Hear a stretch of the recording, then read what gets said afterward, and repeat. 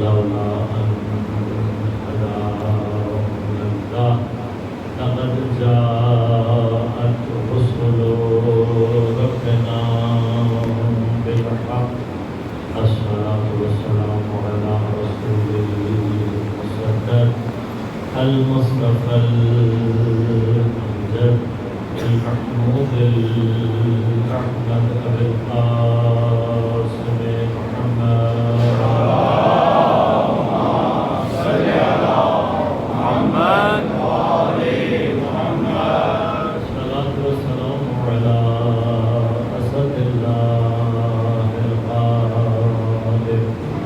غالب على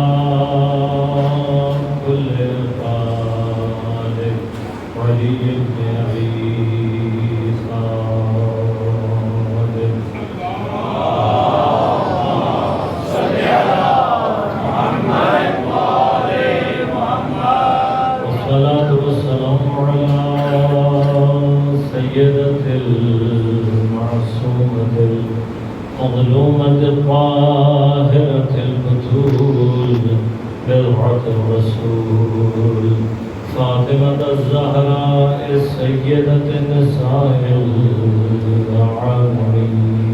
اللهم صل على محمد وآل محمد. والصلاة والسلام على الحسن المجتبى والحسين المظلوم وأهل بيته الطيبين الطاهرين المعصومين المظلومين المنتجبين المنتخبين لا سيما بقية الله في الأراضين روحي وأرواح العالمين لتراب مقدمه الفداء ولعنة الله على أعدائهم أجمعين. أما بعد قال الله تعالى في كتابه الكريم بسم الله الرحمن الرحيم ولا تقولوا لمن يقتل في سبيل الله أموات بل أحياء ولكن لا تشعرون. صلوات. اللهم صل على محمد وآل محمد. ممدین کرام سامعین محترم عزیزان گرامی محترم، موت اور حیات اور فلسفہ شہادت کے عنوان سے ہماری گفتگو کا سلسلہ جاری ہے.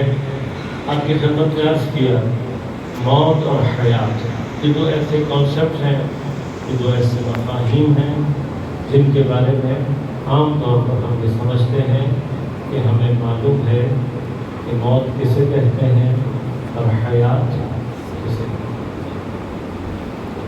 اسکول میں چوتھی پانچویں جماعت میں سائنس کے نام سے جب ہمیں پڑھایا جا رہا ہوتا ہے ہمیں یہ بتایا جاتا ہے کہ آپ کے اطراف میں جو اشیاء ہیں ان میں سے کچھ لیونگ تھنگس ہوتی ہیں اور کچھ نان لیونگ تھنگس، کچھ جاندار ہوتی ہیں اور کچھ بے جان. اس جاندار اور بے جان کے درمیان موت کسے کہتے ہیں اور حیات کیا ہوتی ہے یہ کوئی نہیں بتاتا. لہذا جو سائنس نے ہمیں سمجھا دیا ہم نے بھی یہی سمجھ لیا کہ شاید زندگی اور موت اسی طرح کی کسی چیز کا نام ہے. اب جاندار جو سائنس نے بیان کیے اور بے جان ان کے درمیان میں فرق کیا ہے تو سائنس نے ایک آسان سا ہمیں حل دیا کہ 5 طرح کی پراپرٹیز 5 طرح کی صفات ہیں. اگر ان میں سے کوئی ایک صفت بھی کسی شے سے ظاہر ہو جائے تو پھر وہ جاندار ہے اور اگر نہ ظاہر ہو تو پھر بے جان ہے. وہ کیا ہے؟ فرمایا کہ جاندار سانس لیتا ہے، جاندار غذا کو جذب کرتا ہے، جاندار کے اندر گروتھ ہوتی ہے، رشد و نمو کرتا ہے، جاندار حرکت کر سکتا ہے، یا جاندار ریپروڈکشن کرتا ہے، تولید نسل. ان میں سے اگر کوئی ایک صفت بھی کسی شے میں ظاہر ہو جائے تو وہ زندہ یا جاندار ہے، اگر کوئی ایک صفت بھی ظاہر نہ ہو رہی ہو تو اسے بے جان اور مردہ کہا جائے گا. لیکن زندگی کسے کہتے ہیں اور موت کسے کہتے ہیں یہ کوئی ہمیں بتاتا نہیں. اب زندگی کا یہ کانسیپٹ لے کر جب ہم قرآن کا مطالعہ کرتے ہیں تو پھر قرآن ہمیں بعض لوگوں پر ہم کنفیوز ہو جاتے ہیں. قرآن کنفیوز نہیں کرتا. ان میں سے ایک مقام کیا ہے کہ میں نے آپ کو عرض کیا بلا تقولوا مت کہو لمن یقتلوا ان لوگوں کے لیے کہ جو قتل کر دیے گئے فی سبیل اللہ اللہ کے راستے میں. خبردار ان کو مت کہنا اموات موت کا لفظ ان کے لیے استعمال مت کرنا. بل احیاء بلکہ یہ زندہ ہیں ولکن لا تشعرون لیکن تمہیں ان کی حیات کا شعور اور ادراک. اب اس شعور اور ادراک کے نہ ہونے کی ایک وجہ کیا ہے؟ ایک وجہ یہ ہے کہ میرے شعور اور ادراک میں موت کی جو ڈیفینیشن یا موت کے متعلق جو معلومات ڈال دی گئی ہیں وہ ناقص نامکمل ہیں غیر حقیقی ہیں جس کے نتیجے میں میں نے جو موت کا تصور رکھا ہوا ہے وہ قرآن کے تصور سے میچ نہیں کرتا. اب جب میچ نہیں کرتا تو ہم کنفیوز ہیں. اور ایک مقام نہیں ہے قرآن کریم میں کئی مقامات ہیں.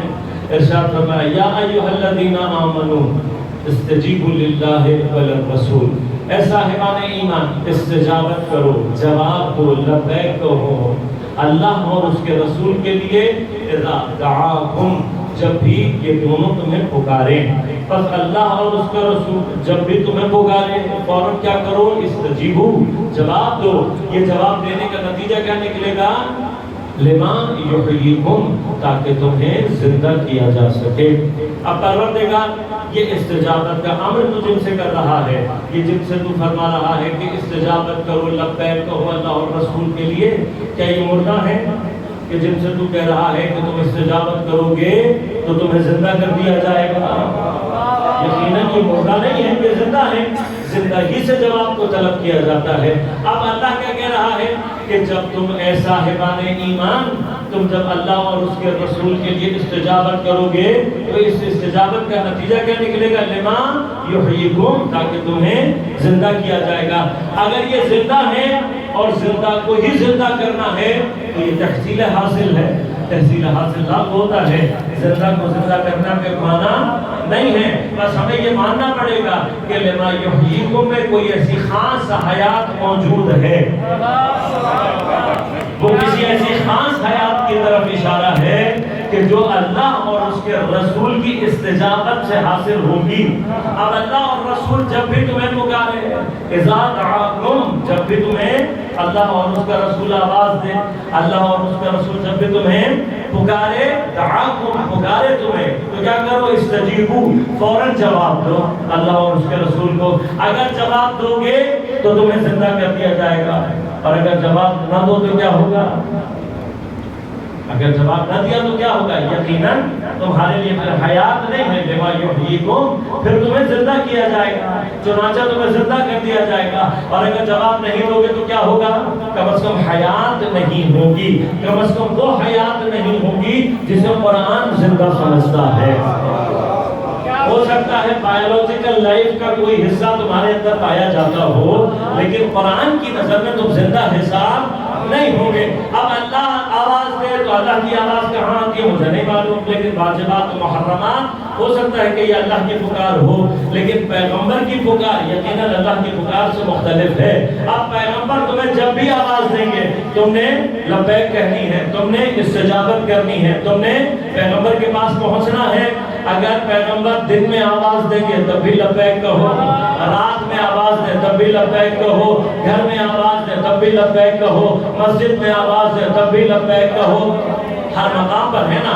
سفر میں آواز دے تب بھی لبیک کہو حضر میں آواز دے تب بھی لبیک کہو امن میں آواز دے تب بھی لبیک کہو جنگ میں آواز دے تب بھی پیغمبر کی آواز پر لبیک کرنا پیغمبر کی استجابت کرنا حیات ہے.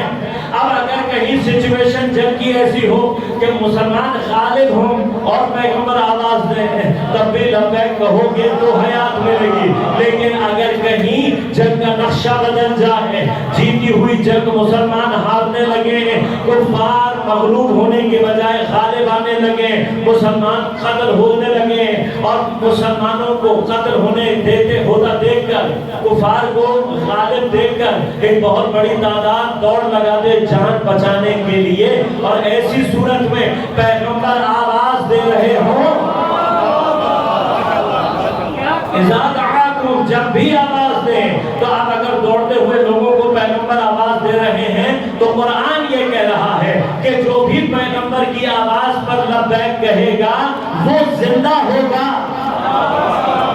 حیات اس کے پاس ہوگی۔ تو آج جو جتنا دور بھاگ رہا ہے وہ زندگی کی طرف نہیں بھاگ رہا، اتنا زندگی سے دور بھاگ رہا۔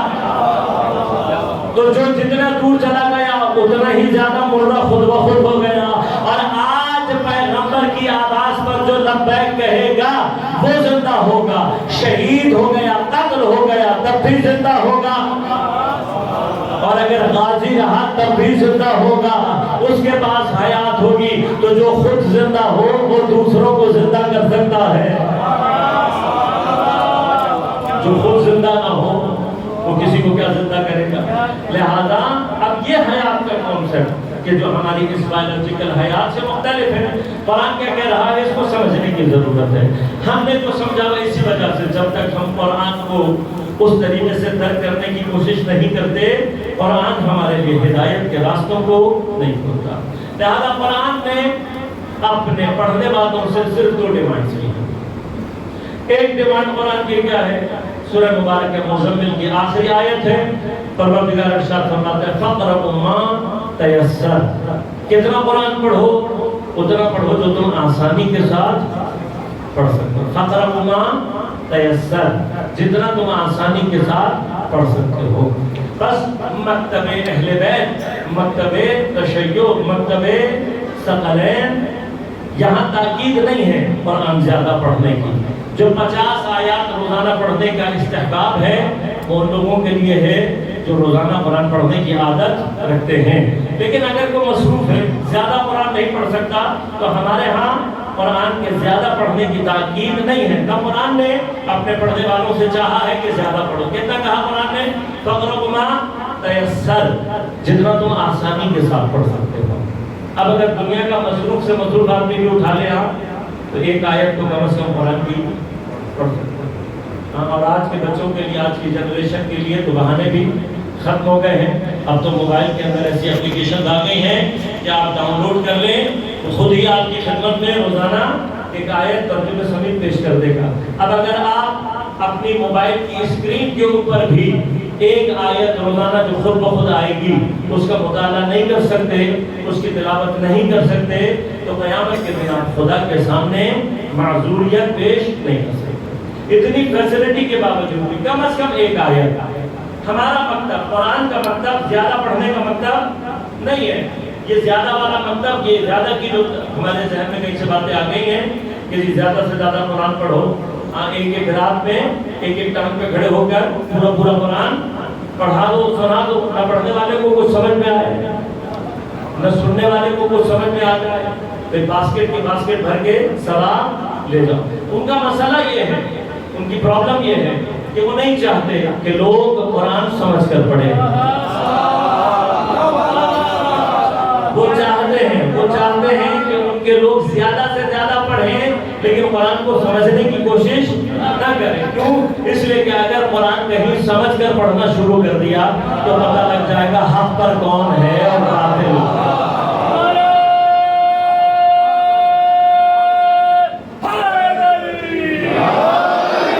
یہ تو معلوم ہو جائے کہ حق پر کون ہے اور باطل کون ہے۔ لہذا قرآن کی جو دوسری ڈیمانڈ ہے وہ کیا ہے؟ افلا یتدبرون القرآن، تم قرآن کے اندر تدبر کیوں نہیں کرتے؟ تم قرآن کے اندر غور و فکر کیوں نہیں کرتے؟ اب جب قرآن میں غور و فکر کرو گے تو پتہ لگے گا قرآن کیا کہہ رہا ہے، تب معلوم ہوگا کہ حق پر کون ہے اور باطل کون ہے۔ لہذا عزیزان من، خاص طور پہ میرے بزرگ تھوڑا پریشان ہو جاتے ہیں جب ہم ان کو کہتے ہیں کہ بھائی تھوڑا پڑھو۔ اب ان کو تو لازم روزانہ ایک سے پارہ یا مطلب ایک گروپ پڑھنے کی 5 سے 7 سال پڑھنے کی عادت ہے۔ تو میں چھوٹا سا نسخہ بتاؤں گا، اگر آپ استعمال کر سکیں میں نے اپنی زندگی میں عمل بھی کیا ہے، اس کے آثار و برکات بھی دیکھے ہیں۔ زیادہ پڑھنے کی ضرورت نہیں ہے، قرآن زیادہ پڑھنے کی ضرورت نہیں، تھوڑا پڑھیں لیکن سمجھ لیں۔ اب اس کا آسان ترکیب کیا ہے؟ آپ فرض کریں 5 صفحے پڑھنا چاہتے ہیں تو آپ 5 صفحے مراتب پڑھیں، آپ 1 صفحہ 5 مرتبہ پڑھیں، ایک ہی صفحے کو۔ بھائی آپ 1 صفحے کو 5 دفعہ پڑھیں گے تو ثواب تو اتنا ہی ملے گا نا جتنا 5 صفحے پڑھنے کا ہے، اتنا ہی ملے گا نا۔ بھائی ایک آیت بھی جتنی مرتبہ پڑھیں گے اتنا ہی ثواب ملے گا۔ اب ایک آیت 5 مرتبہ پڑھیں یا 5 آیتیں پڑھیں، دونوں کا ثواب فرق۔ تو 1 صفحہ پڑھیں 5 مرتبہ پڑھیں، لیکن ساتھ ساتھ کیا کریں؟ ہر 2 دفعہ پڑھنے کے بعد اس کا ترجمہ 1 دفعہ پڑھ لیں۔ اذان فجر کی نماز کے بعد 1 صفحہ پڑھیں، ظہر کے بعد جب وہی صفحہ پڑھیں تو اس کا ترجمہ پڑھ لیں، عصر کے بعد پھر وہی صفحہ پڑھ لیں، مغرب کے بعد پھر پڑھیں ترجمہ پڑھ لیں، عشاء کے بعد پھر پڑھ لیں۔ لازم بات ہے ہر مرتبہ جب آپ ایک ہی صفحہ پڑھ رہے ہوں گے تو نسبتاً آسان ہو جاتا ہے، انسان کو الفاظ سے آشنائی ہو جاتی ہے۔ اگر آپ اس طریقے سے قرآن روزانہ 1 صفحہ پڑھیں، 5 مرتبہ پڑھیں، 2 مرتبہ ترجمہ پڑھیں، تو 2 سال میں آپ کے 1 سال 5 ختم قرآن ہوں گے اور 2 مرتبہ آپ قرآن کا مکمل ترجمہ پڑھ چکے ہوں گے۔ صرف کنسسٹنسی کے ساتھ، مستقل مزاجی کے ساتھ، تھوڑا سا ریگولر بیسس پہ پڑھیں۔ 1 صفحہ پڑھنا نسبتاً آسان ہوتا ہے، 1 صفحہ پڑھنے کی عادت ڈالیں اور کم از کم کچھ عرصے تک 1 ہی صفحہ پڑھیں، اور جب زیادہ ہو تو زیادہ سے زیادہ 2 سے زیادہ صفحے پڑھنے کی ضرورت نہیں ہے۔ اس کا ترجمہ پڑھیں اور پھر رات کو سوتے وقت یہ سوچیں کہ قرآن نے مجھ سے کہا کیا ہے، کیا کہا ہے قرآن نے مجھ سے۔ اب قرآن الفاظ ہے بنا کر اب غور کیجیے گا انشاءاللہ۔ میں قرآن کی حقیقت پر بحث کروں گا تو پھر آپ کی خدمت میں عرض کروں گا کہ یہ جو الفاظ کی صورت میں قرآن ہے یہ قرآن کی حقیقت ہے یا نہیں، یا قرآن کی حقیقت نورانیہ کیا ہے اور اس کے مراتب اور مقامات کیا ہیں۔ انشاءاللہ کبھی فرصت رہی تو یہ مطالب تفصیل سے آپ کی خدمت میں عرض کروں گا۔ لیکن یہ قرآن کے الفاظ، بلاخر میں اور آپ الفاظ کے محتاج ہیں۔ ہم الفاظ کے محتاج کیوں ہیں؟ اس لیے کہ الفاظ کے بغیر بھی ہمیں بات سمجھ میں آ جاتی ہے، لیکن تفصیل اور توضیح اور تشریح کے لیے ہم لفظ کے ہی محتاج رہتے ہیں۔ دیکھیے بہت ساری گفتگو ہے جو اشاروں سے سمجھ میں آ جاتی ہے۔ آپ کی پوری ٹریفک کی جتنی بھی لینگویج ہے وہ ساری کی ساری کس کے اوپر ہوتی ہے؟ اشارے پہ۔ اس فیلڈ کے اندر اشارہ، ٹریفک فیلڈ کے اندر اشارہ صریح ہے لفظ کے مقابلے میں، یعنی کہ ایک بلنک آف آئی میں آپ نے اشارہ دیکھ لیا، آپ کو پتا لگ جائے گا کہاں مڑنا ہے کہاں نہیں مڑنا، کہاں جب ہے کہاں جب نہیں ہے۔ اگر وہاں الفاظ لکھ کے لگا دیے جائیں بعض جگہوں پر تو جتنی دیر میں آپ صدر پڑھیں گے اتنی دیر میں ایکسیڈنٹ ہو سکتا ہے، لیکن اشارہ بلنک آف آئی آپ کو اشارہ سمجھ میں آ جائے گا۔ تو بعض جگہوں پر اشارہ کفایت کرتا ہے۔ ہاں اسی طرح سے جتنے بھی بیچارے گونگے مطلب ہوتے ہیں، بہرے ہوتے ہیں، لازمات ہیں ان کو جو بہرے ہوتے ہیں خاص طور پر ان کو سنائی نہیں دیتا، اب آپ ان کو کیسے پہنچائیں گے؟ اشاروں سے پہنچائیں گے۔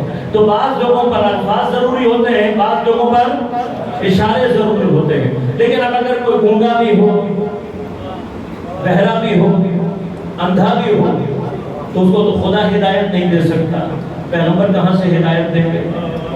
ہاں قرآن نے ایسے لوگوں کا ذکر کیا ہے کہ جن کی آنکھیں ہیں مگر ان کو دکھائی، ان کے کان ہیں مگر ان کو سنائی نہیں دیتا، کہ کہاں ہے نا قرآن نے۔ تو قرآن نے کہا ایسے کو تو ہم ہدایت نہیں کر سکتے، پیغمبر کیا ہدایت کریں گے؟ تو اب پیغمبر کوئی بات پہچانے کے لیے جو آخری کام کر سکتے ہیں وہ کیا کر سکتے ہیں کہ اپنی زبان سے بول کر بھی دکھا دیں اور اشارہ بھی کر کے دکھا دیں۔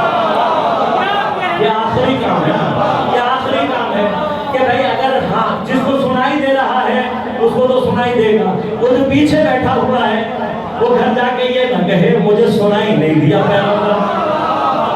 تو پیغمبر نے غدیر میں ساری حجتیں ختم کر دی، زبان سے کہہ دیا من کنت مولا ہو فہذا علی مولا، اور ہاتھوں پر اٹھا کر دکھا دیا۔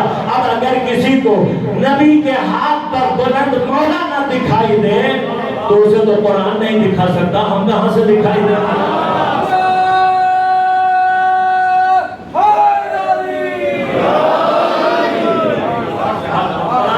قرآن کیا چاہتا ہے؟ کیوں قرآن تدبر چاہتا ہے؟ اس لیے کہ بلاخر قرآن الفاظ ہے۔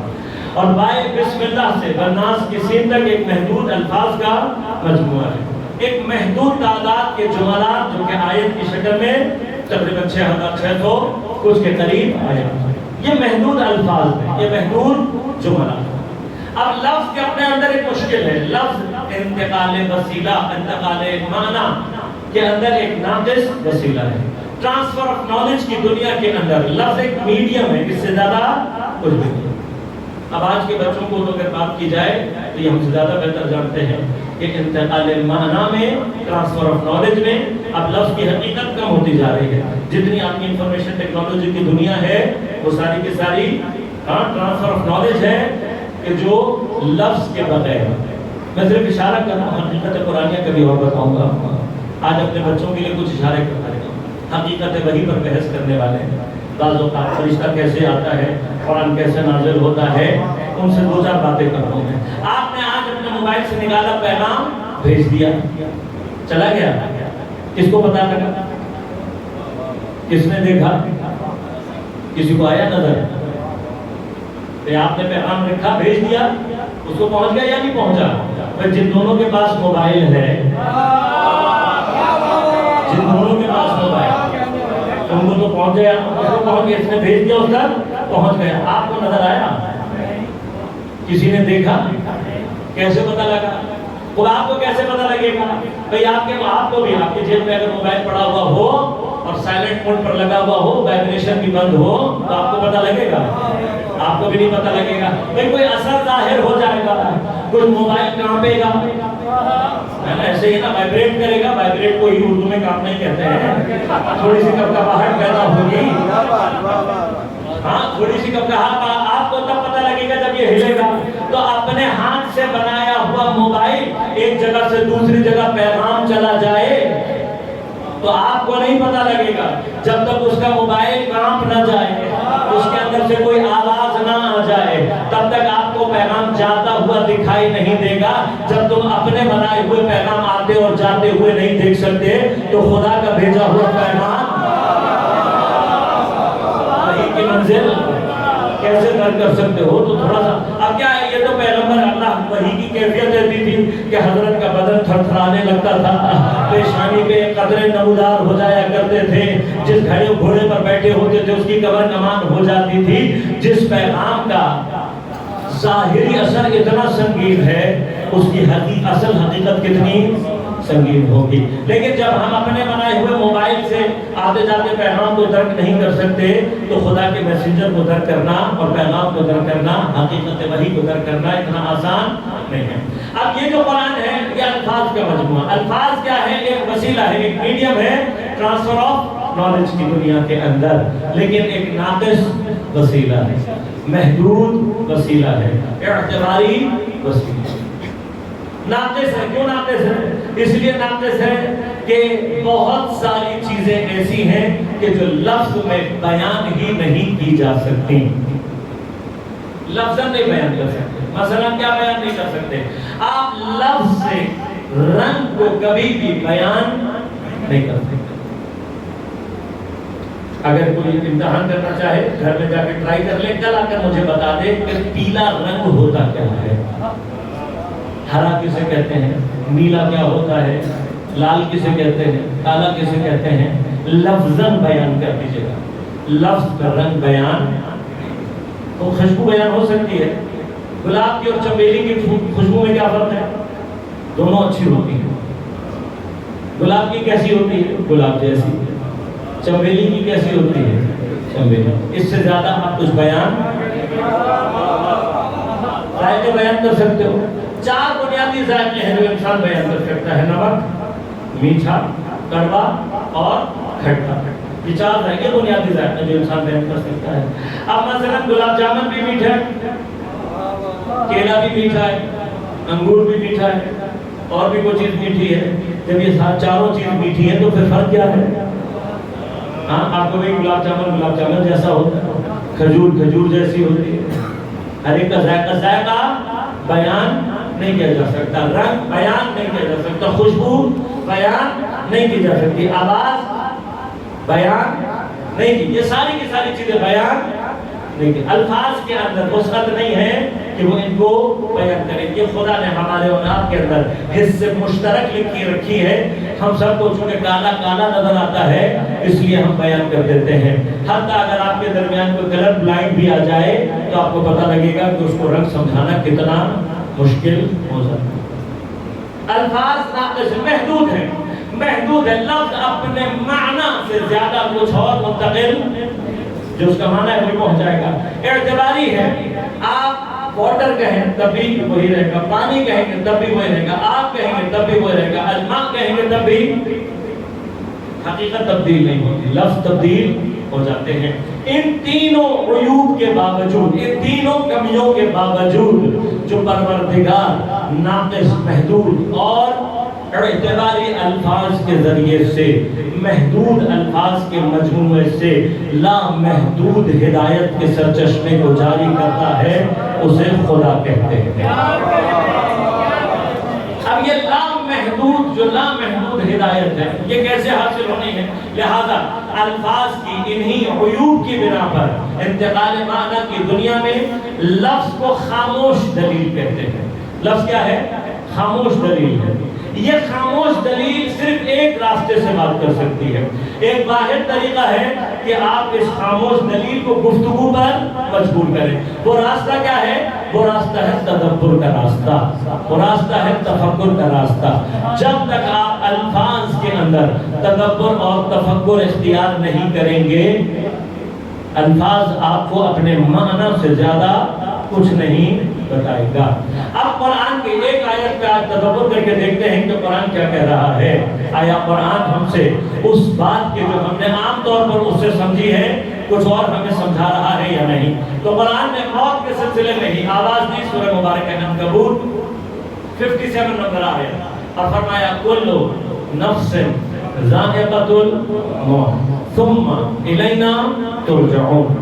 اشد آیت آپ کی سب کی سماعت کی ہوئی ہے، آپ کے سب کے ذہنوں میں محفوظ ہے، اور یقیناً اس کا ترجمہ بھی آپ سب کے اذہان عالیہ میں محفوظ ہوگا. کیا کہہ رہا قرآن؟ کل نفس ذائقۃ الموت. ہر صاحب نفس اور ہر صاحب جان نے موت کا ذائقہ چکھنا ہے. ثم اس کے بعد الینا صرف ہماری طرف ترجعون تمہیں پلٹایا جائے گا. یعنی کیا؟ تم پلٹنے والے ہوگے نہیں، تمہیں پلٹایا جائے گا. تم آنے والے نہیں ہوگے، بس موت کا ذائقہ چکھائیں گے تمہیں، اور پھر تم آنے والے نہیں ہوگے. تمہیں کیا کیا جائے گا؟ زبردستی پلٹایا جائے گا. اب یہ آیت آپ نے بارہا سنی، کل نفس ذائقۃ الموت. جب آپ بغیر تدبر، بغیر فکر کے اس آیت کو معنی کرتے ہیں اور اس سے کوئی مطلب ذہن میں لے کر آتے ہیں، تو ایک بغیر تدبر، بغیر سوچے اس آیت کا جو معنی عام طور پر ذہن میں آتا ہے وہ کیا ہے؟ کل نفس ذائقۃ الموت. اس کا عام معنی جو بغیر سوچے، بغیر تدبر کے ذہن میں آتا ہے وہ کیا ہے؟ کہ جو بھی زندہ ہے اس کو بالآخر مرنا ہے. یہ کون سا معنی ہے؟ یہ معنی ہے بغیر تدبر کے. بغیر تدبر کے ہم نے کیا سوچا، کیا سمجھنا ہے؟ کل نفس ذائقۃ الموت، جو بھی زندہ ہے اس کو بالآخر مرنا ہے. اب یہ معنی جو ہم نے بغیر تدبر کے ذہن میں رکھا، اسی سے ہم نے کیا سمجھا؟ جب ہر کسی نے مرنا ہے تو پھر شاعر نے آگے بڑھ کر یہ بھی کہہ دیا کہ جب احمد مرسل نہ رہے کون رہے گا. اب یہ میں نہیں جانتا، بل شاعر وہ کہتے ہیں شاعر کے لیے تو ساتھ خون بھی. کیوں شاعر اور شعر کی زبان کو قرآن نے قبول نہیں کیا؟ قرآن کیوں شاعر ہی نہیں ہے؟ پیغمبر کیوں شاعر نہیں ہے؟ انشاءاللہ کبھی فرصت رہے گی تو تفصیل سے موضوع آپ کی خدمت میں عرض کروں گا. اس سے مراد یہ نہیں ہے کہ خدا شعر اور شعر گوئی کی تضعیف کر رہا ہے، نہیں، تضعیف نہیں ہے. پوری قرآن کی ایک آیت سورہ ہے جو سورہ مبارکہ ہے شعراء. اللہ نے شعراء کے نام پر ایک پوری سورہ نازل کی ہے، اور اس میں یہ بھی بتایا ہے کس قسم کے شاعر کو فالو کرو، کس کو نہ کرو. انشاءاللہ کبھی اور بحث نہیں تو تفصیل سے عرض کروں گا آپ کے خدمت میں. لیکن قرآن شاعر ہی نہیں ہے. اب جو شاعر ہے مسئلہ کیا؟ چونکہ تخیل کی باتیں ہوتی ہے، لہذا وہ اپنے تخیل میں کیا کہہ رہا ہے اصل مطلب تو وہ خود ہی بتا سکتا ہے، لیکن بعض چیزیں صراحت رکھتی ہیں. اس آیت میں بھی صراحت ہے. وہ صراحت کیا ہے؟ کہہ رہے جب احمد مرسل نہ رہے کون رہے گا. صراحت کیا ہے؟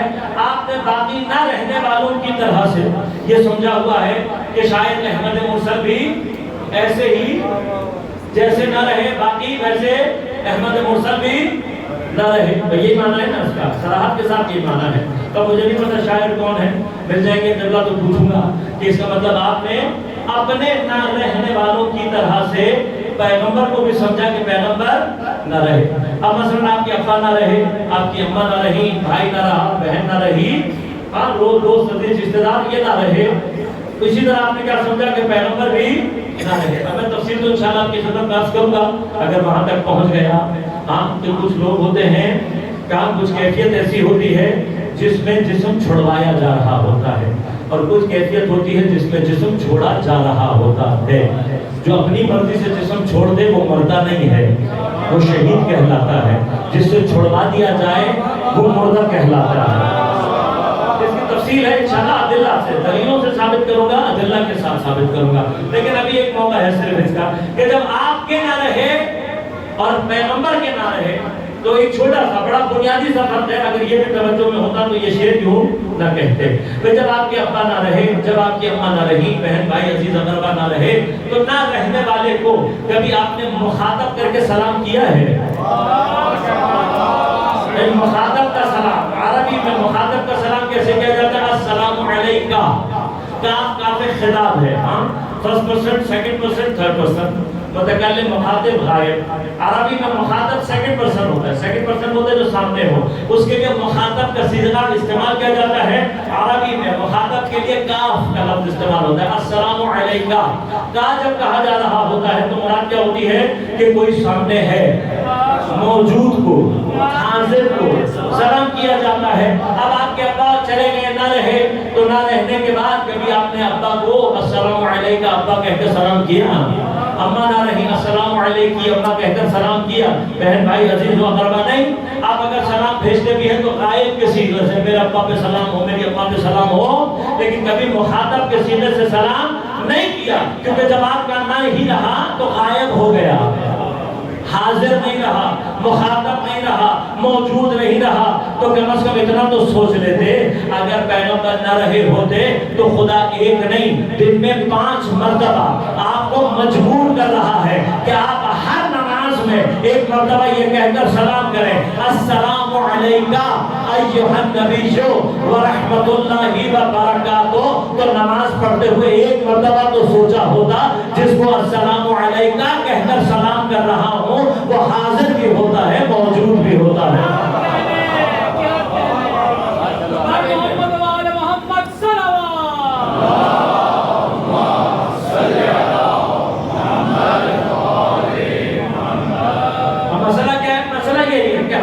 تدبر اور تفکر سے کام نہیں لیا.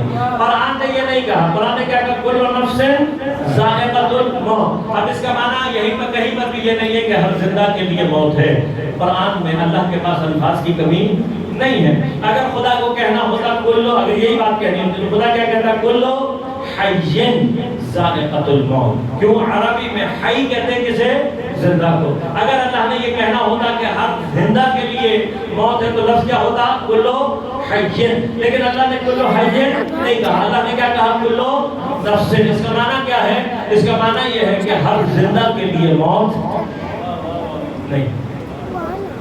اور ایسا ہی ہے, ہمارا عقیدہ بھی یہی ہے کہ ہر زندہ کے لیے موت نہیں ہے. میں کوئی بہت عجیب اور اجنبی عقیدہ بیان نہیں کروں, ذرا سی توجہ دلاؤں گا آپ متوجہ ہو جائیں گے.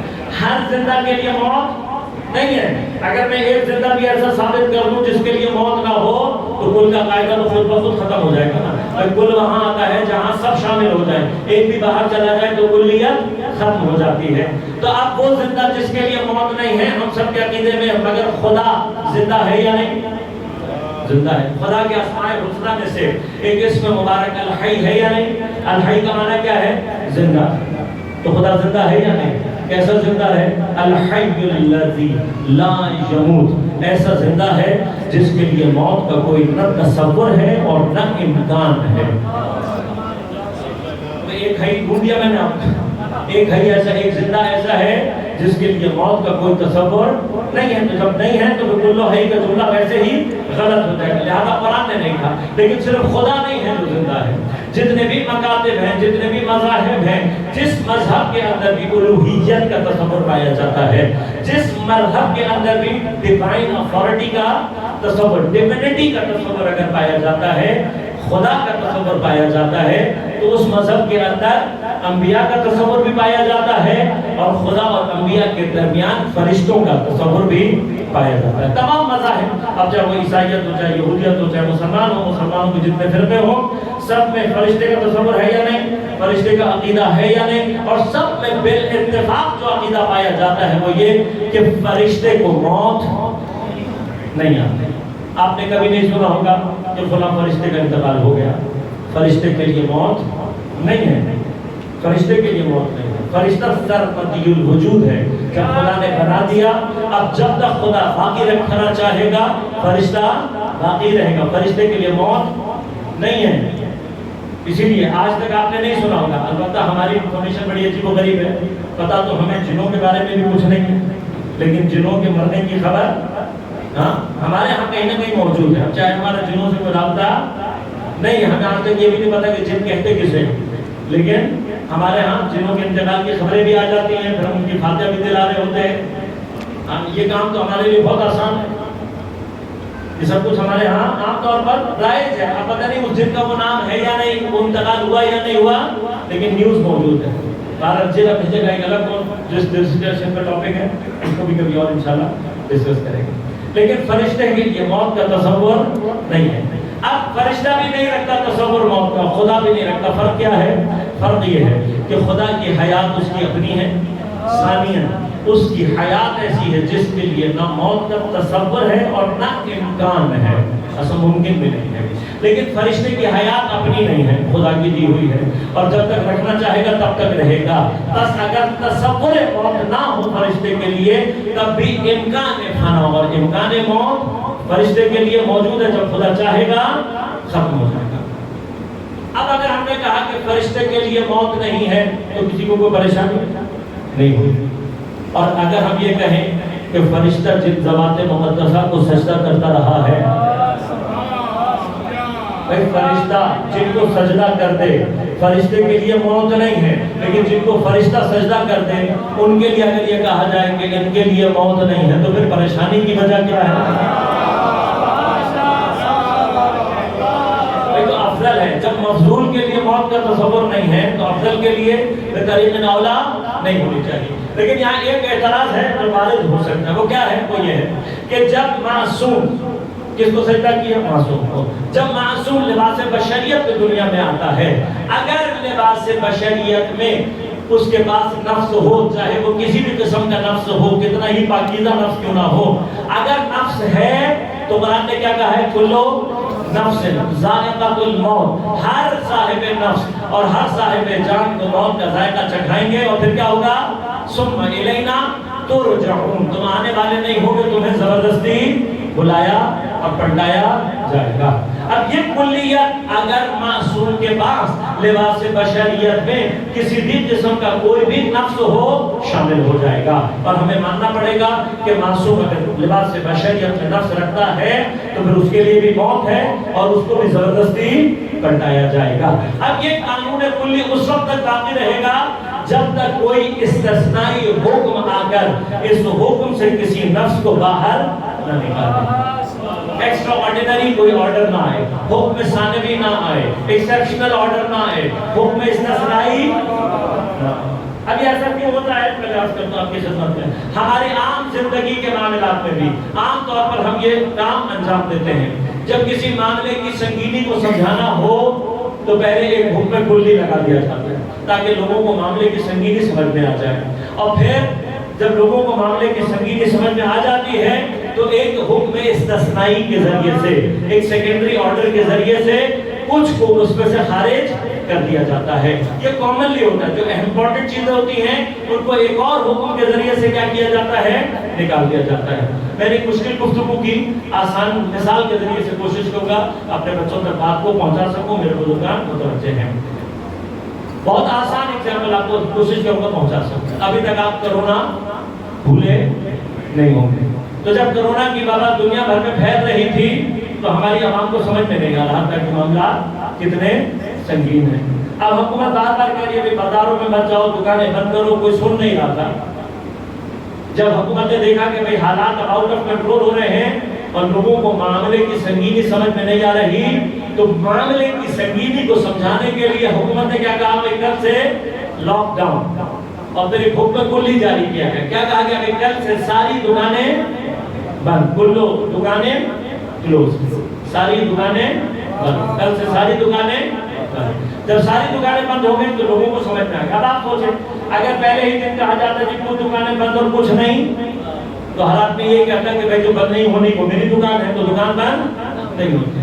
अब ये समझाने के लिए कि हालात संगीन है, मामला संगीन है, एक हुक्म कुल्ली जारी कर दिया, कल से सारी दुकानें बंद। अब जब सारी दुकानें बंद हो गई तो मुश्किल है ना, कुछ दुकानों की अहमियत है, लाजत मेडिकल इमरजेंसी का दौर है, अगर मेडिकल सप्लाईज की दुकानें बंद कर दी तो मामला बिगड़ जाएंगे। तो मेडिकल जो सप्लाईज की दुकानें हैं, मेडिकल स्टोर वगैरह, इनकी अहमियत के पेश नजर पहले सारी दुकानें बंद करा दी, फिर एक हुक्म इस्तिस्नाई जारी किया। क्या क्या कहा, भाई जितने मेडिकल स्टोर हैं ये मुस्तस्ना है, इनको मुस्तस्ना, ये खुले रहेंगे।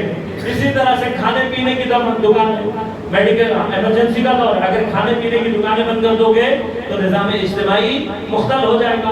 तो क्या कहा, भाई खाने पीने की दुकानें, चूंकि इनकी अहमियत है, इनकी इंपॉर्टेंस है, एक हुक्म इस्तिस्नाई के जरिए से कहा भाई मेडिकल की और खाने पीने की दुकानें ये बस ये खुली रहेंगी।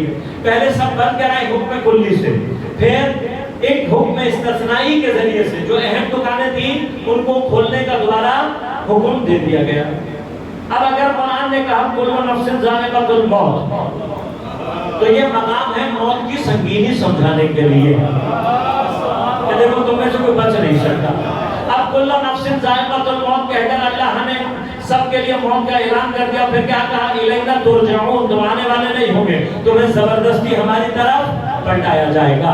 अब अगर कुरान ही किसी नफ्स के लिए हुक्म इस्तिस्नाई जारी न करे तो मैं आपकी बात मान लूंगा और मान लूंगा कि मासूम भी, अगर उसके पास कोई भी नफ्स कितना ही पाकीज़ा क्यों ना हो, चूंकि साहिब नफ्स है, आयत की कुल्लियत में आएगा, उसको भी मौत का जायका चखाया जाएगा, उसको भी जबरदस्ती पलटाया जाएगा।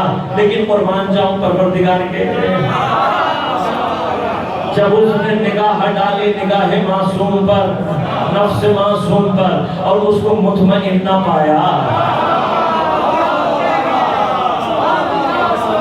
तो जिसने कहा था कुल्लु नफ्सिन ज़ाइक़ातुल मौत, मैं सारे नफ्सों को मौत का जायका चखाऊंगा, फिर ये आने वाले नहीं होंगे, इनको जबरदस्ती पलटाऊंगा। लेकिन जब उसने मासूम के नफ्स पर निगाह डाली, लहन को तब्दील किया, सूरह मुबारक फजर की आखिरी आयत में अल्लाह ने हुक्म इस्तिस्नाई जारी किया और फरमाया, या अय्युहन नफ्सुल मुतमइन्ना, ऐ इत्मीनान रखने वाले नफ्स। लहन भी तब्दील कर दिया, लहन बता रहा है खास लोग हैं, लहन बता रहा है नफूस की अहमियत है।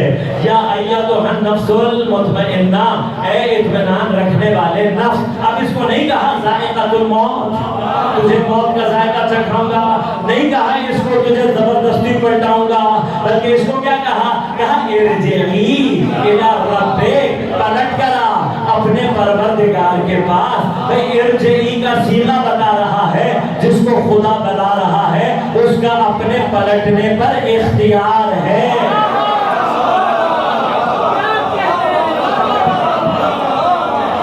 इन्ना लिल्लाहि व इन्ना इलैहि राजिऊन, हम खुदा की जानिब से आए हैं और हमने खुदा की तरफ पलटना। बंदगी के देश में सबसे बड़ा है, बंदगी के देश में सबसे बड़ा हुसैन करता रहा खुदा के लिए, क्या से क्या हुसैन। लब्बैक लोग कहते हैं परवरदिगार को, परवरदिगार कहता है लब्बैक या हुसैन, लब्बैक या हुसैन, लब्बैक या हुसैन। तीन मरतबा सलाम या हुसैन, सलाम या हुसैन, सलाम या हुसैन। आवाज़ कुरान सलाम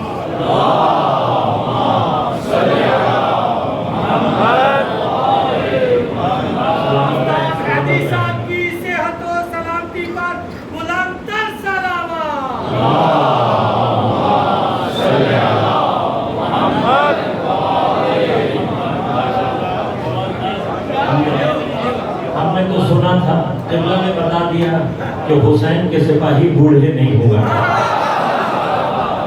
خدا کو سلامت رکھے اور آپ جیسی جوانی ہمارے جوانوں کو بھی۔ عزیزان من، اب کیا مرحلہ ہے؟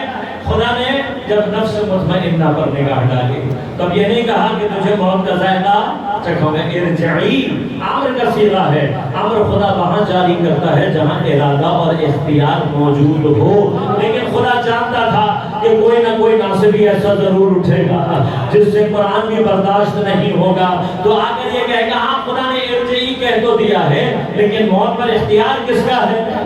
کون ہے جو موت پر اختیار رکھتا ہے؟ کون ہے جو اپنی مرضی سے جانا چاہتا ہو؟ سبھی کو زبردستی جانا ہوتا ہے۔ تو اللہ نے اس کے نفس کو شاید عالم روح میں ہی دیکھ لیا تھا، اس کی دشمنی کو عالم روح میں دیکھ لیا تھا، لہذا آیت نازل کرتے ہوئے خدا نے سارے امکانات کو بند کر دیا۔ یا ایتھا النفس المطمئنہ ارجعی الی ربک راضیۃ مرضیہ، اے اطمینان رکھنے والے نفس اپنے پروردگار کی طرف پلٹ کر آ۔ کس حالت میں؟ راضیتاً، کہ تو نے پروردگار کو بھی راضی کر لیا، مرضیتاً، تیرا پلٹنا تیری اپنی مرضی اور اختیار کے ساتھ ہے، اپنی مرضی اور اختیار کے ساتھ۔ لہذا کبھی موقع رہا تو انشاءاللہ اپنے ساتھیوں کو نوجوان ساتھیوں کے لیے عرض کروں گا، یاد رکھنا معصوم اپنی موت پر اختیار رکھتا ہے، اور انشاءاللہ کبھی تو موت کی میں بہت اجمالی سی بحثیں کر رہا ہوں، کبھی انشاءاللہ موت کی تفصیلی بحث کی تو پھر آپ کو بتاؤں گا کہ موت کی اقسام ہوتی ہیں۔ 4 طرح کی موتیں ہیں جن کو بیان کیا گیا، الموت الابیض سفید موت، الموت الاخضر سبز موت، الموت الاحمر سرخ موت، الموت الاسود سیاہ موت۔ اب ان سے کیا مراد ہے؟ یہ کون سے درجات ہیں عرض کروں گا۔ اسی طرح سے ایک اختیاری موت ہے، ایک اجباری موت ہے، ایک حتمی موت ہے، ایک غیر حتمی موت ہے۔ تو انشاءاللہ یہ سارے مطالب آپ کے خدمت میں عرض کروں گا، لیکن معصوم کو اپنی موت پر اختیار ہوتا ہے۔ اس اختیار کا معنی یہ نہیں ہے کہ موت امام معصوم خودکشی کرتا ہے، نہیں، معصوم جب اجازت دیتا ہے، چونکہ معصوم کی ولایت تکوینی ہے، معصوم اجازت دے گا تو چھری اس کے بدن کو کاٹنے کی جرأت پیدا کرتی ہے، معصوم اجازت دے گا تو زہر اس کے بدن میں نفوذ پیدا کرنے کی صلاحیت پیدا کرتا ہے۔ لہذا حضرت امیر علیہ السلام کے حالات اور واقعات میں بعض نے لکھا ہے کہ ایک کوئی حکیم طبیب ہند سے آیا اور اس نے آ کر مولا سے ملاقات کی اور بہت کچھ مولا سے سیکھا، اور جب اس نے دیکھا کہ یہ طب کے بہت ماہر ہیں تو اس نے اپنی بہت ساری باتیں بتانے کے بعد اپنے پاس ایک شیشی نکالی، شیشی نکال کر حضرت امیر کو دکھائی، حضرت امیر کو دکھا کر یہ کہا مولا اگر اس کے کچھ قطرے بھی دریا میں ڈال دیے جائیں تو یہ ایسا زہر ہے جس سے دریا کی ساری مخلوقات مر جائیں گی۔ حضرت نے بوتل اس سے لی، اس کا ڈھکنا کھولا، بسم اللہ پڑھ کر سارے کا سارا زہر پی گئے۔ اب جب حضرت نے زہر پیا تو اس کے چہرے کا ایک رنگ آیا اور ایک گیا۔ اس نے کہا یہ خلیفۃ المسلمین یہاں پر مر جائیں گے، ہاں اور پھر کیا ہوگا؟ مسلمان ہاتھ میں ان کی بوتل میں لے کر آیا۔ مسلمانوں کو تو ثبوت نہیں چاہیے ہوتا کسی کو مارنے کے لیے، ہم تو پاکستان کی تاریخ میں دیکھ رہے ہیں نا، کسی بھی مظلوم کو مار دو، جھوٹا الزام لگا کر اس نے توہین کر دی فلاں کی، اس نے توہین کر دی فلاں کی، ہاں کون پوچھنے والا ہے؟ اس ملک کو پوچھنے والا تھوڑی ہے۔ اور یاد رکھیے گا جنہوں نے دین کے نام پر اس طرح کے قوانین بنائے ہیں اور ایسے مجرمین کی یہ پشت پناہی کر رہے ہیں، وہ اس گناہ میں کسی معصوم کے قتل میں سارے قوانین بنانے اور اس کے ساتھ جو اس میں شریک ہیں وہ سارے کے سارے قیامت کے دن قاتلوں کے ساتھ شمار ہوں گے۔ اسلام کو نئے قوانین کی ضرورت نہیں ہے، جن کا دین نامکمل ہے بلوں کی ضرورت انہیں پڑتا ہے۔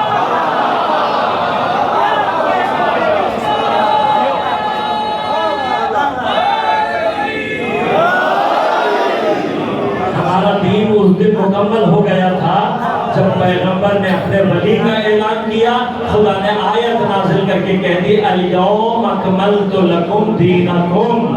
بس یاد رکھنا جیسے ہی ولایت امیر کو درمیان سے نکالو گے دین تم بریدہ ہی رہ جاتا ہے، نامکمل رہ جاتا ہے۔ تو ہمارا دین مکمل ہے، ہم ان کے پاس مذہب کے لیے بل پاس کرانے کی ضرورت نہیں، ہمارا مکمل دین ہے، لہٰذا غور کیجیے گا۔ اب کیا ہوا، وہ گھبرا کے اس نے کہا بھائی یہ کیا، حضرت زہر پینے کے بعد مجھ سے باتیں کرنے لگے اور بتاؤ حد میں کیسی ہوا، کیسا پانی، کیا حساب کتاب۔ جب حضرت نے بہت دیکھا کہ یہ پریشان ہے تو تھوڑی دیر بعد اس نے پوچھا کہ مولا آپ کو کچھ نہیں ہوا؟ فرمایا جب تک میں اجازت نہ دوں یہ میرے اوپر تاثیر نہیں کر سکتا۔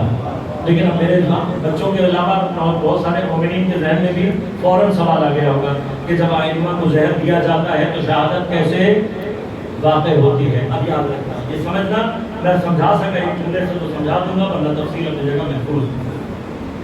نہ تلوار کے اندر جرأت ہے کہ معصوم کے بدن کو کاٹ سکے، نہ زہر کے اندر جرأت ہے کہ معصوم کے بدن میں اثر کر سکے۔ یہ جو تاثیر اس کے اندر پیدا ہوتی ہے زمین پر جب کوئی اسفل سافلین کی صورت میں ظہور کرتا ہے، یعنی کوئی قاتل جب اپنے آپ کو بدبختی کے اس سطح پر پہنچا دیتا ہے کہ خدا کے ہاں کوئی زمین پر قاتل معصوم کی صورت میں اسفل سافلین ہونے کی صلاحیت کو خدا کے لیے ثابت کر دے تو خدا اس ہاتھ میں وہ تاثیر دیتا ہے کہ اس ہاتھ سے چلنے والی چھری معصوم کے بدن کو کاٹتی ہے، اس ہاتھ سے دیا ہوا زہر معصوم کے بدن کے اندر تاثیر پیدا کرتا ہے۔ یہ ہاتھ ہوتا ہے جو تاثیر پیدا کرتا ہے، لہذا یاد رکھیے گا یہ ہاتھ ہوتا ہے جو تاثیر پیدا کرتا ہے۔ ہمارے تمام اعمال کا اثر اس کائنات میں اسی طرح سے مرتب ہوتا ہے۔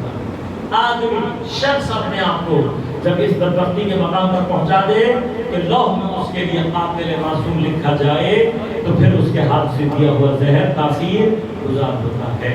لیکن دونوں آیتوں کو سامنے رکھیں، کل نفس ذائقۃ الموت، ہر نفس کے لیے اللہ نے موت کا ذائقہ رکھا ہے۔ اب جس کے لیے اللہ نے موت کا ذائقہ رکھا ہے وہ کون ہے؟ وہ ہے کہ جو موت سے فرار کر رہا ہوتا ہے۔ لہذا سورہ مبارکہ جمعہ میں اللہ نے آواز دے کر کہا قل ان الموت الذی تفرون منہ فانہ ملاقیکم، اے نبی ان سے کہو جس موت سے تم فرار کر رہے ہو یہ خدا سے ملاقات کا ذریعہ ہے۔ لہذا ان زعمتم انکم اولیاء للہ من دون الناس فتمنوا الموت ان کنتم صادقین، اگر تم اللہ کے دوست ہو تو موت کی تمنا کرو۔ یہ موت کی تمنا کیا ہے؟ یہ موت کی تمنا یہ نہیں ہے کہ ہم اپنے جلدی مرنے کی دعا کریں، یہ مکروہ ہے۔ مستحب کیا ہے؟ طول عمر کی دعا کرنا۔ فتمنوا الموت کیا ہے؟ شہادت کی تمنا اپنے اندر رکھنا، خدا سے ملاقات کی تمنا اپنے اندر رکھنا، اور یہ اولیاء کی پہچان ہے۔ اب جو ولی جس مقام پر ہوگا اس کی ولایت کا ظہور اس کی شہادت کی تمنا کے ساتھ ظہور کرتا۔ مجھے نہیں پتا کہ سید الشہداء 13 برس کے جوان کا ہاتھ پکڑ کر اس کو ولایت کے کس درجے پر پہنچا دیتے ہیں، لیکن اثر کیا ہوتا ہے جب شب عاشور جیسی ہولناک شب میں سید الشہداء 13 برس کے جناب قاسم سے سوال کرتے ہیں قاسم تم موت کو کیسا پاتے ہو؟ فرمایا مولا اگر آپ کی محبت اور آپ کے ساتھ ہو تو احلی من العسل، شہد سے زیادہ شہد۔ مجھے نہیں پتا کتنا موت کا ذائقہ حسین اور ان کے اصحاب کے لیے شیریں ہو چکا تھا، ایک کے بعد ایک صبح عاشورہ سے عصر تک 72 یا بعض روایات کے مطابق 110 لاشیں ہیں جو کربلا کی سرزمین پر خدا سے ملاقات کے لیے اپنے آپ کو قربان کر چکے۔ ظلم یہ ہے کہ ظالموں نے اپنے مقتولین کو یا دفنا دیا یا ان کے جنازے لے کر چلے۔ شیعہ کیوں روتے ہیں؟ شہادت تو افتخار ہے، لیکن کیا نبی کے سینے پر پلنے والے کے لیے مسلمانوں کے دل میں اتنا رحم بھی نہ تھا کہ کچھ مٹھی خاک اٹھا کر اس کے بدن گولیاں پر ڈال دیتے؟ عصر عاشور سے یہ جنازے بے گور و کفن پڑے ہیں، 11 محرم کا پورا دن یہ جنازے اسی طرح سے دھوپ میں پڑے۔ مسلمان کی میت کو غسل و کفن دینا اور دفنانا واجب کفائی ہے، اور اگر وہ یہ واجب چھوڑ کر جا رہا ہے تو خود اپنے مسلمان نہ ہونے کا اعلان کر رہا ہے۔ کوئی سید الشہداء کو بے غسل و کفن اور دفن چھوڑ کر چلا جائے تمہارے مکتب کا مسلمان ہو سکتا ہے، ہمارے نزدیک مسلمان۔ جب 12 محرم کا دن طلوع ہوا اور سورج دوبارہ نصف النہار پر پہنچا تو بنی اسد کی خواتین اپنے مردوں کو غیرت دلاتے دلاتے جب تھک گئی تو انہوں نے جمع ہو کر فیصلہ کیا کہ اب سید الشہداء اور اصحاب کی جنازوں کو دفن کرنے کے لیے ہم خود بیلچے اور کدال اٹھائے خواتین نے اور ایک مرتبہ مقتل کی طرف روانہ ہونا شروع کیا۔ شریعت یہ کہتی ہے کہ خاتون کے لیے دفن جائز نہیں، تدفین نہیں کر سکتے خاتون۔ اب سمجھ میں آیا زہرا کا بیٹا کتنا غریب ہو گیا۔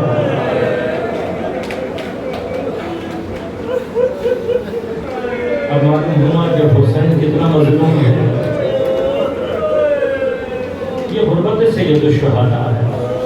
خواتین جا رہی ہیں سید الشہداء کو دفنانے۔ جب یہ بیلچے اور کدال اٹھا کر روانہ ہوئی تو مردوں کو کچھ غیرت آئی اور آ کر انہوں نے کہا کہ تم نہیں جاتے تو ہم جائیں گے، ہماری چوڑیاں ہمارے زیور تم پہنو، ہم جائیں گے۔ عورتوں کے اس اقدام کا مردوں کو غیرت آئی، بیلچے اور کدال لے کر آ گئے گنج شہداء جہاں شہداء کے جنازے موجود ہیں۔ اب جب یہ جنازوں کے بعد پہنچے تو مشکل کیا ہے، دفنا تو دیں لیکن کس کا کیا نشان بنائے معلوم نہیں ہے۔ کیوں؟ اس لیے کہ نشان لگانے کے لیے پہلے لاش کی شناخت ہونا ضروری ہے۔ شناخت کے لیے جنازے پہ سر کا ہونا ضروری ہے۔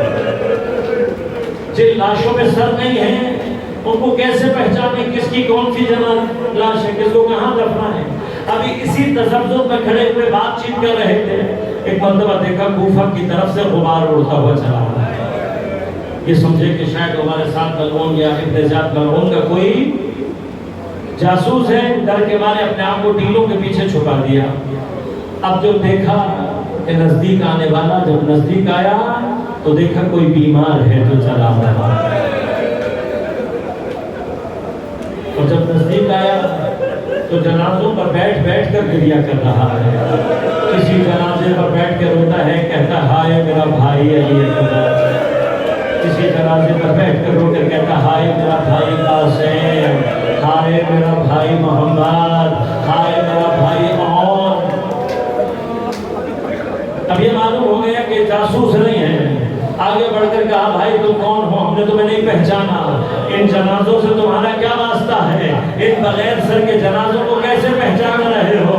بس ایک مرتبہ آنکھوں میں اشک جاری کر کے میرا مولا پہ بولا ارے ان سب کا اکیلا وارث میں ہوں، سید سجاد ہوں، ارے میں ہوں جس کو بابا کا جنازہ دفنانے نہیں دیا گیا، چچا کے جنازوں کو دفنانے نہیں دیا گیا، بھائیوں کے جنازوں کو دفنانے۔ مولا آپ تو اسیر تھے، کہ اعجاز امامت سے آیا ہوں، اپنے بابا کو دفنانے کے لیے آیا ہوں۔ کہا مولا آپ کو کیسے پتہ لگا، ان جنازوں کے تو سر موجود نہیں ہیں۔ کہا آؤ میں تمہیں بتاتا ہوں، دیکھو جس کے سینے میں علی ہے سنیزے کی، یہ میرا بھائی علی اکبر ہے، یہ جو گھوڑوں سے پامال ہو گیا یہ میرا بھائی قاسم ہے، وہ جو دریا پہ دستبریدہ لاش ہے وہ میرے چچا عباس کی لاش ہے۔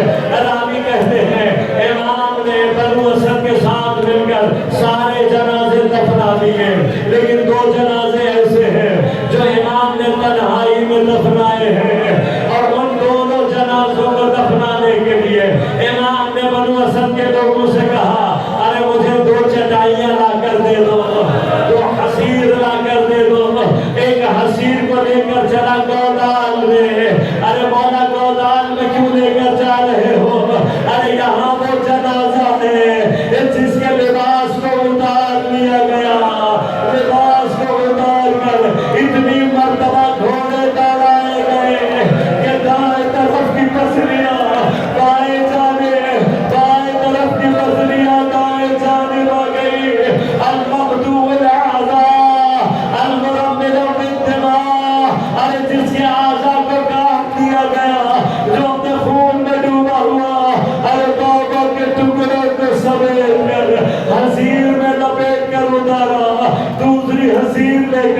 امام روتے ہوئے فرات کے کنارے کی طرف چلے.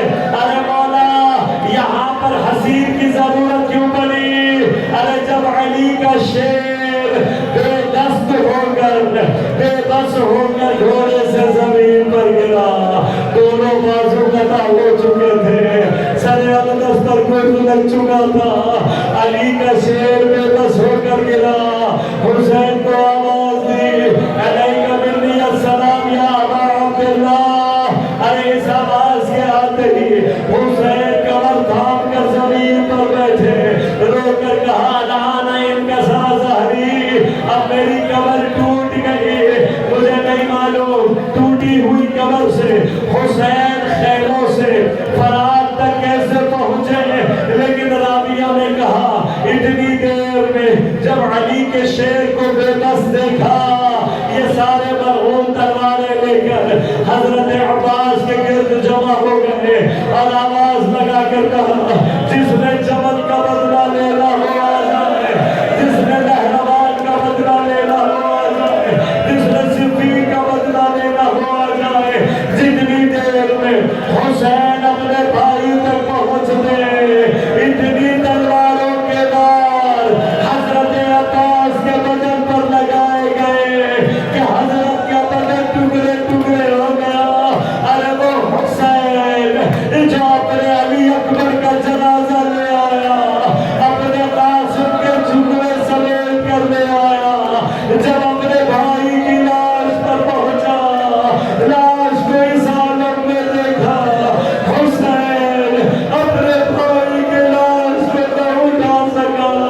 امام سجاد نے چچا کے ٹکڑوں کو حسین میں جمع کیا.